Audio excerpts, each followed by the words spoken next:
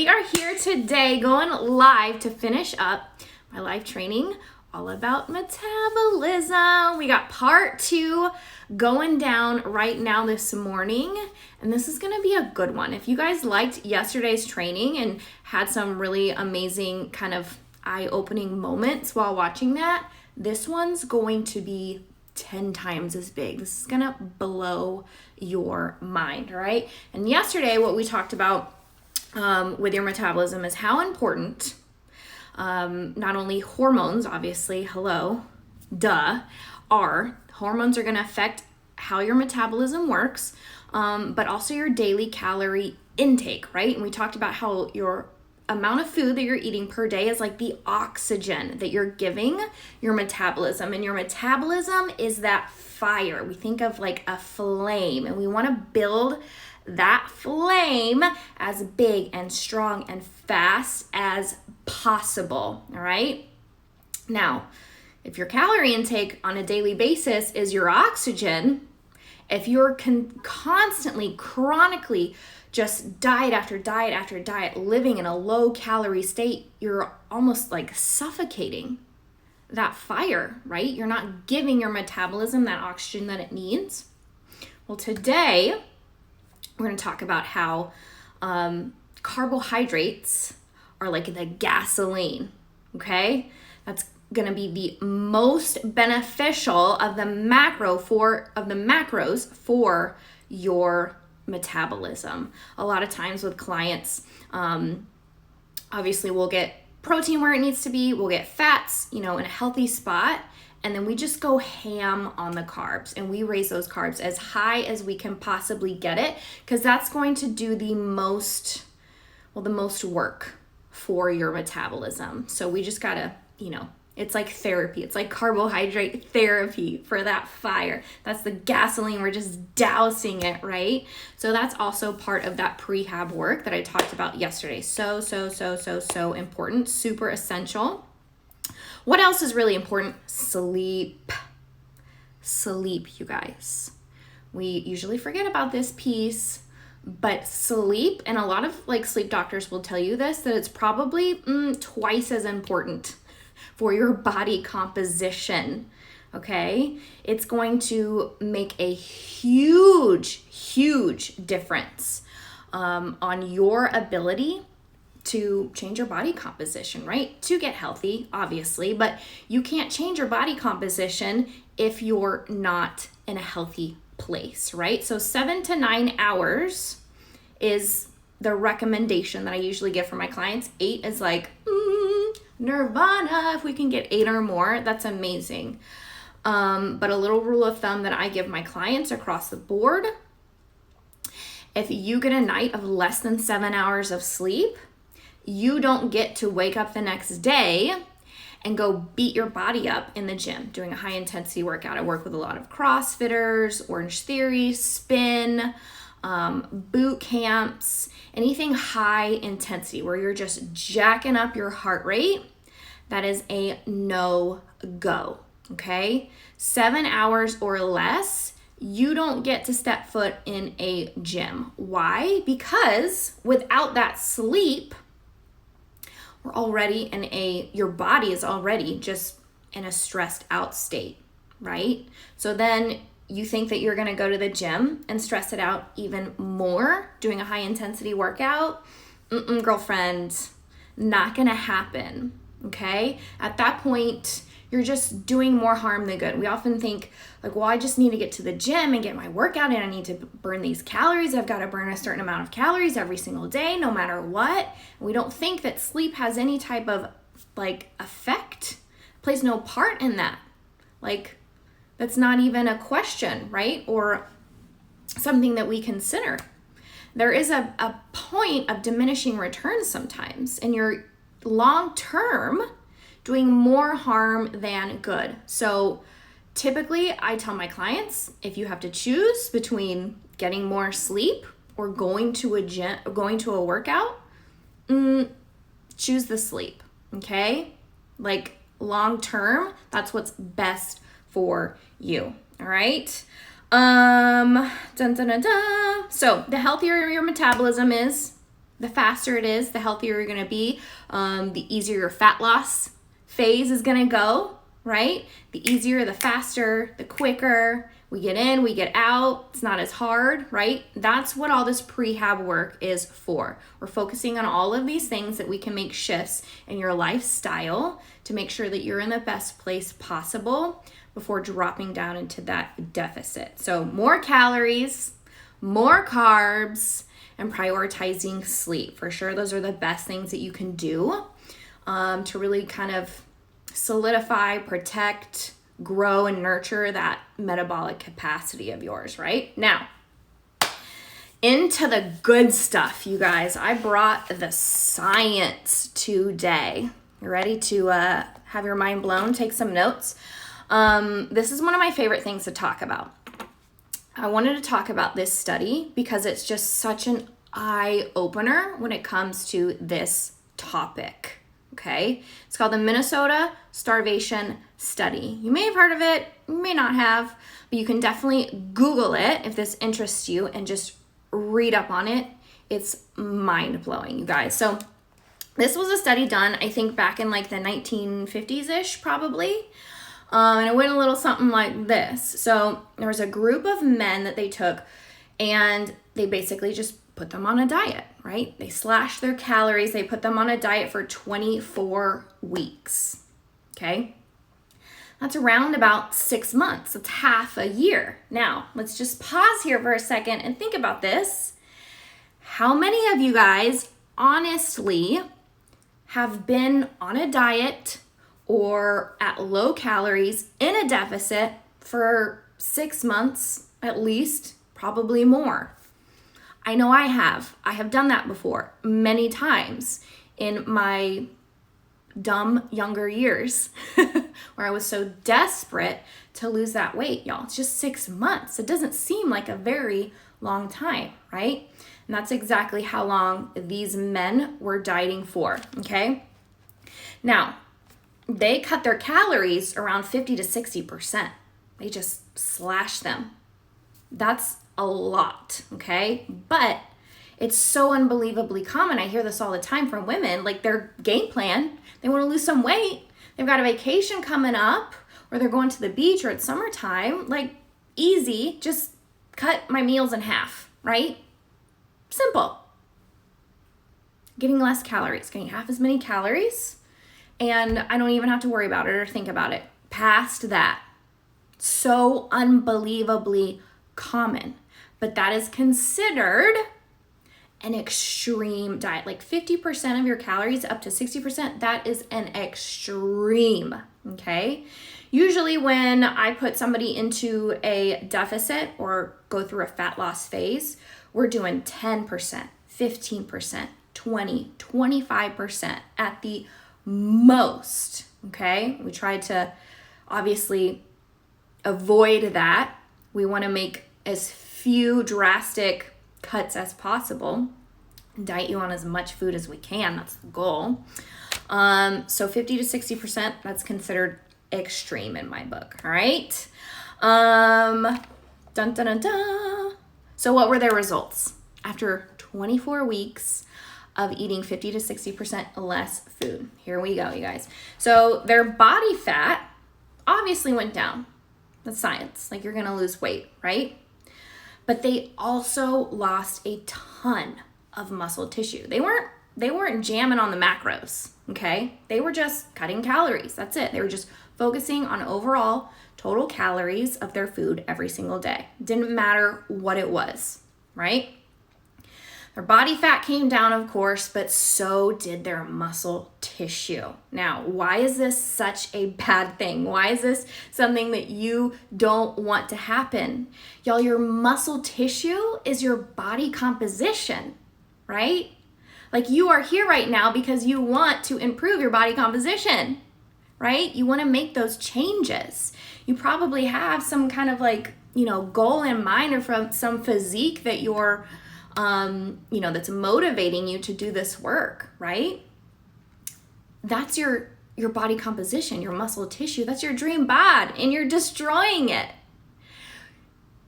You don't want that to happen. That's like the worst thing that could happen, okay? So Your muscle tissue is your body composition. They did 24 weeks of this dieting where they were losing body fat, also losing muscle tissue.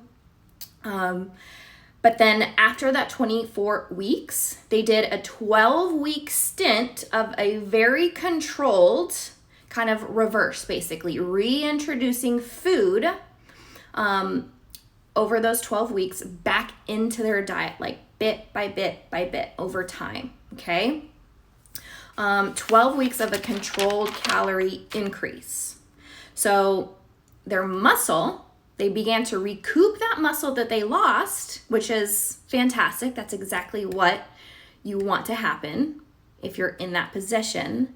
But what else did they begin to recoup? Their body fat, you guys. A ton of it, okay? Now, they lost their body fat and they lost their muscle tissue, over time, pretty consistently. But then once they stopped their diet, it almost shot straight up. That body fat just straight up so fast, so much faster than they lost it, okay? Why does that happen? It's like the rebound, right? We've all been through a diet rebound. Why does that happen? Because when your body fat comes down to a certain place, right? And everybody's place is different. Your fat cells begin to multiply faster than before, like 2 to 3 times quicker than before you started that diet, because your body's in a place where it's like, it just wants to get back to homeostasis. It wants to get back to health, right? It's freaking the freak out right now. It's trying to recoup and get back to that place as quickly as possible. Y'all, your body's smart, okay? It ain't dumb. It's here to survive, and it's going to do whatever it needs to do in order to keep you alive, in order to survive, in order to get back where it needs to be. Homeostasis, right? Health. So they put on all of this body fat back on way faster than like normal, than before they started this diet, right? If they had started putting on body fat before they went through that 12-week or 24-week deficit, it would have just been at a normal rate. But now it's 2 to 3 times faster, okay? And that's the rebound, right? Classic diet rebound. And in my opinion, we can have rebounds, or we typically do have rebounds in multiple ways. We have this physical rebound that's happening. Our body fat is just multiplying, right? Because we're trying to get back to that healthy place physically. But we also rebound mentally, in my opinion, both simultaneously. When you're restricting for so freaking long, just telling yourself, no, no, no, eat less, eat less, eat less, do more, do more, do more. Like, you snap. You snap at some point, and you just can't do it any longer. You're mentally exhausted, all right? You've like maxed out your willpower. You've maxed out your ability to just say no to everything, not, be social, not go to events, not hang out with friends, not have fun, and be miserable. You can't take it anymore, okay? So, like, it's coming at us from multiple sides here. We just, it stops, like we reach our breaking point, right? Yeah, girl, preach. You know it. If you know what I'm talking about, comment down below. Let me know. Give me a thumbs up or something. So that's why the diet after the diet is so unbelievably important, and it can sometimes be even harder than the actual diet itself. Because if you've reached that breaking point, if you snap and you've reached that rock bottom, it's harder to stay in control than if you had started that reverse diet before you hit that breaking point, right? And we always want to push through. We want to keep going. Oh, just 5 more pounds. I'm so close. I'm so close. Or maybe we hit our like goal weight where we wanted to be initially, but it just isn't quite like what we thought it was going to be. We don't quite fit into what we want to fit in, or don't quite look the way we thought we would look when we hit this number. So let's just go a little bit further. that is the worst thing that you can do. Because once you hit that breaking point, like all bets are off. Okay, so you want to avoid that. You want to start reversing before that happens, hopefully. Okay. And that's the diet after the diet, because you can't just go from, overnight from your diet deficit of calories back to normal calories like that. You've got to systematically start reintroducing food back into your days in a specific way to make sure that you don't have that rebound, okay? So it's unbelievably important, but it's also sometimes the hardest if you've taken yourself a little bit too far and you're experiencing any of these things. Okay, so after those 12 weeks of controlled increase in calories on a daily basis, they then had 8 weeks of uncontrolled increase where they could eat anything they want, just whatever it was, like no rules, okay, basically. And they just began to eat completely out of control. They couldn't control themselves. It was impossible. It wasn't their fault. It wasn't like they were made a decision where I'm just going to eat, donuts and pizza and ice cream because I can. They physically could not control themselves, okay? And what do you think happened to their body fat at that point? So they lost it pretty steadily. Then they had those 12 weeks of increases where it went up pretty quickly. When you're eating uncontrolled like that, it goes, it's straight up. It's straight up even faster than that, right? So their body fat just shot straight through the roof. And there's this term called hyperphagia. I've actually experienced this before. It is not fun. I do not recommend it. It's pretty freaking scary. I actually posted a story about it a few days ago, if you caught that. So hyperphagia, what is that? It's an uncontrollable desire for food, an abnormal appetite. I'm not just talking like I love food, like I can eat you under the table. No. This is that on like steroids, you guys. There is no fullness. Fullness does not exist for you. You cannot feel it physically, no matter how much you eat. You continue to eat. You continue to need food. It's not just like, I really like chocolate, I want some. You feel like you need it and you have zero control over it, okay?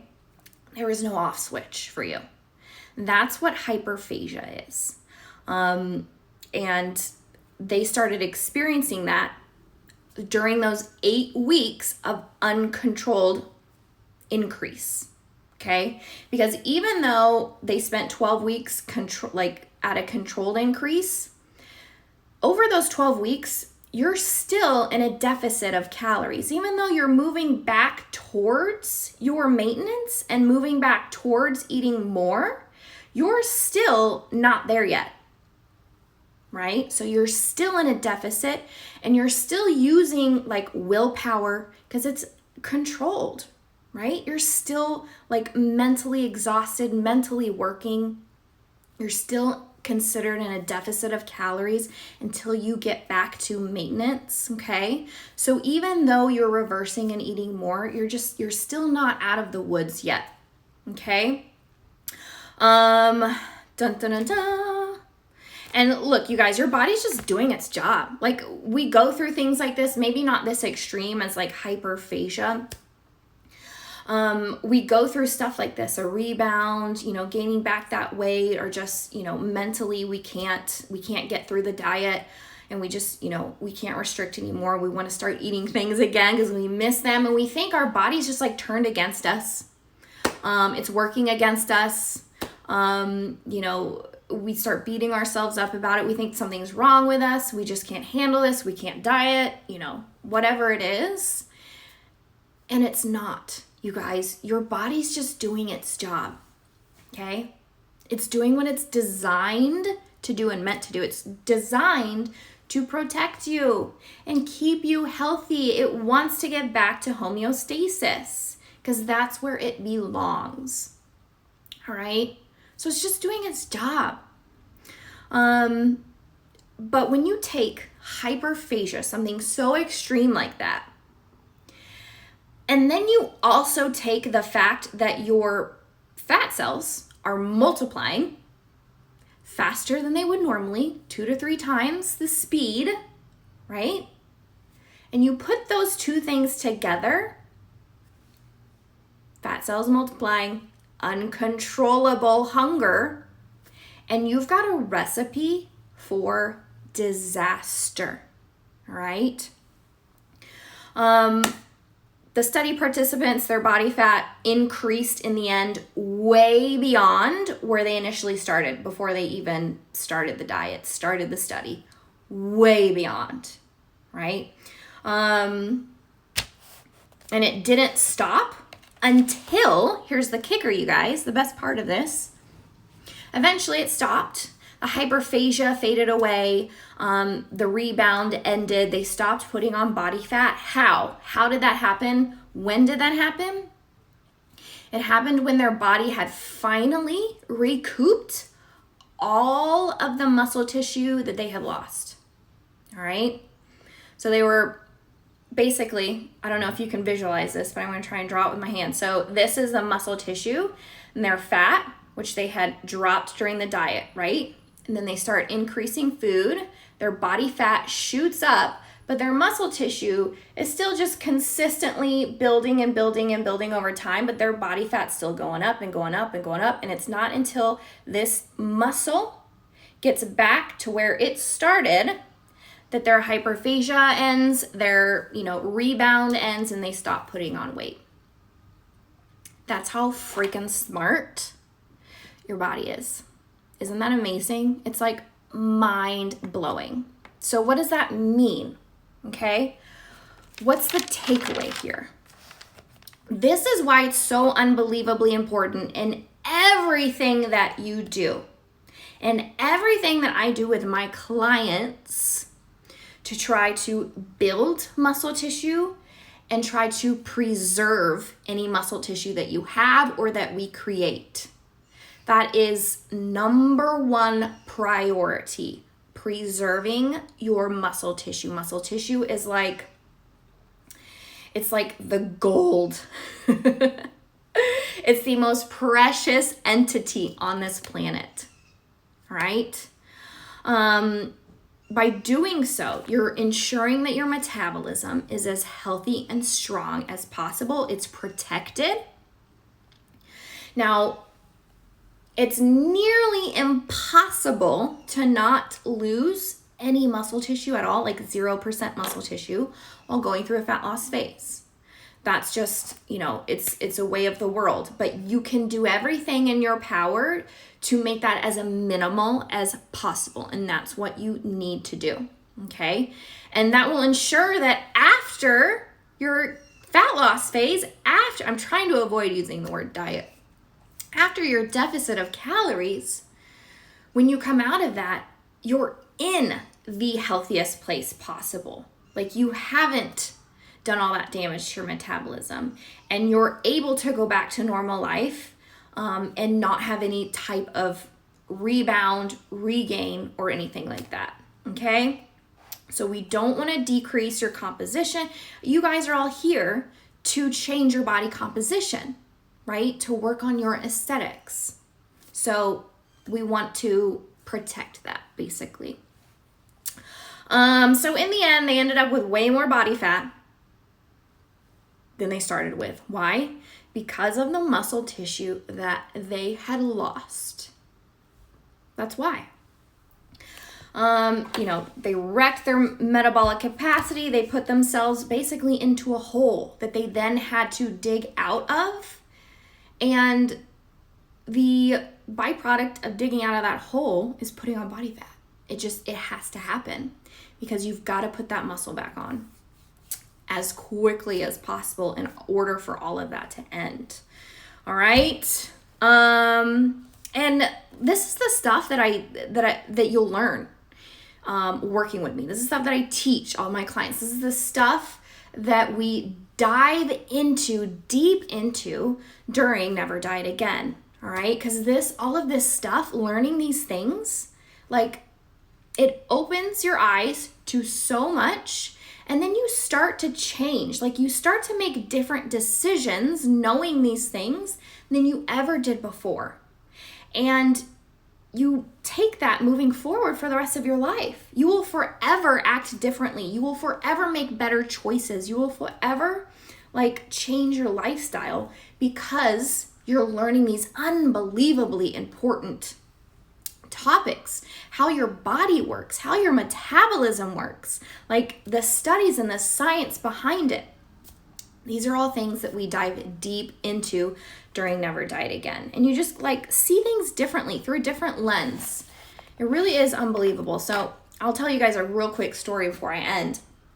I was on the phone with an amazing woman who just joined Never Diet Again. And we were talking about her past, her diet history. And she said to me, she said, Kelly, I'm in the medical field. It's my job to teach people how to get themselves healthy, right? It's my job. And I went to school for this. I don't know any of these things that you're teaching me, that you're telling me. I knew none of this. I am mind blown. And it's my job to get people healthy. Y'all, we don't learn these things anywhere. We don't learn them in school. We don't learn them in high school. We don't learn them in college. It's either up to you to figure this out on your own. But what you don't know, you don't know. You don't know that you need to go learn these things because you don't know that it exists, right? And that's why I created this program. That's why I pulled out, all of the most important, all the most valuable pieces to this fat loss puzzle, right? Now, this information is endless. People get PhDs, become doctors, right? You can't learn everything there is to know about the body, about nutrition, about fat loss in 12 weeks. But I have pulled out the most important pieces, the most valuable information for you to reach your goals. And I'm packaging it in a 12-week program for you, right? And this stuff will change your life. Like I said, because once you know these things, you can't ever go back. You can't ever unknow them. And you just see things so much differently. And you start making better, educated decisions for yourself. It's no longer about, I need to hire someone to just tell me what to do. Now it's, I know exactly what to do and why and how it's going to get me to my goal. So I don't ever need to rely on anyone else. And I don't even ever need to just follow someone blindly what they say to me. And now I know when I hear the BS on social media or from Karen at the office, I know that that's BS and that's crap. And I know the truth. And I know what I really need to do. Now I know what works. And you can spot the BS like that. Okay?